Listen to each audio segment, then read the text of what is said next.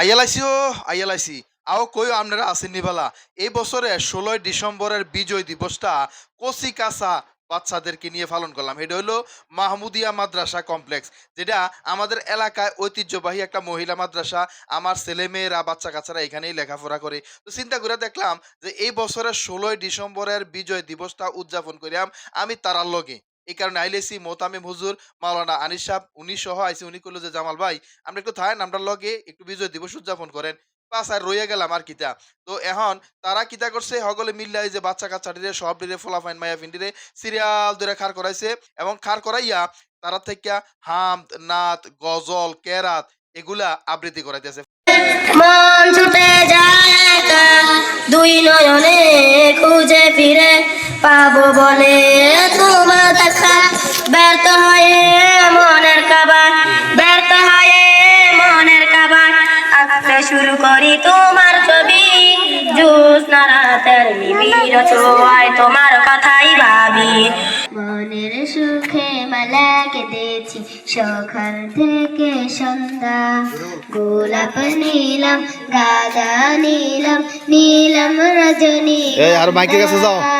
মনের সুখে মালা কেঁদেছি সকাল থেকে সন্ধ্যা। একবার যাই হোক, ছোট বাচ্চাদের কচি কাঁচা কিছু ওয়াজ, গজল, নাশিদ আপনাদেরকে শোনানোর চেষ্টা করলাম অল্প একটু।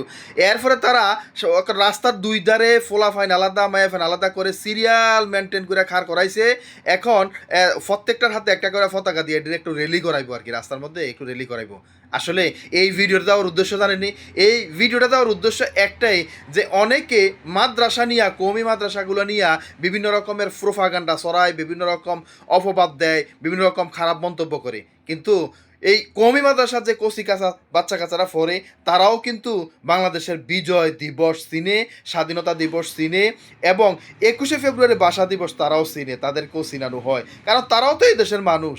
কিন্তু আমরা অতীতে দেখেছি বিভিন্ন রকম তকমা এই সমস্ত বাচ্চা কাচ্চাদের, কচি কাঁচার বাচ্চাদেরকে লাগানো হইতো। তারা কওমি অঙ্গনে যারা আছে, তারা নাকি কওমি অঙ্গনে তারা নাকি দেশ চিনে না, তারা না আরও কত রকম মন্তব্য করতো। আমি আপনারা কয়াম যে যারা কওমি অঙ্গনে লেখাপড়া করেন তারা অত্যন্ত ভালো এবং ভালো মেধাবী এখান থেকেও হওয়া সম্ভব। আর বিশেষ করে এই যে মাদ্রাসাটা দেখতেছেন না, মাহমুদিয়া মাদ্রাসাটা, এটা আমাদের এলাকার একটা ঐতিহ্য। মোটামুটি আমরা অত্র এলাকার ভিতরে মহিলা মাদ্রাসা নাই তো মোটামুটি খুব ভালো চলে এবং লেখাপড়ার মানও খুব ভালো, আলহামদুলিল্লাহ অনেক ভালো চলে। তো আপনারা যারা বাচ্চা কাচ্চা লেখাপড়া করাইতেন চান, আমার মনে হয় আপনারা এখানে নিয়ে আসবেন, এখানে ভর্তি করে দিবেন বাচ্চা কাচ্চাদেরকে। খুব সুন্দর সুব্যবস্থা এখানে আছে, একেবারে ইচ্ছা করলে আবাসিক পর্যায়েও দিতে পারেন। মাহমুদিয়া মাদ্রাসার ঠিকানাটা আপনারা আমার কমেন্ট বক্সে এসে যদি জানতে চান, আমি কমেন্ট বক্সে এসে জানলে আমি আপনাদেরকে জানাই দেব। বিশেষ করে মাদ্রাসাটার খুবই সুন্দর মনোরম পরিবেশে মাদ্রাসাটা হয়েছে। তো যাই হোক, আমি আপনাদেরকে আজকে এই ভিডিওটা এখানে শেষ করতে যাচ্ছি।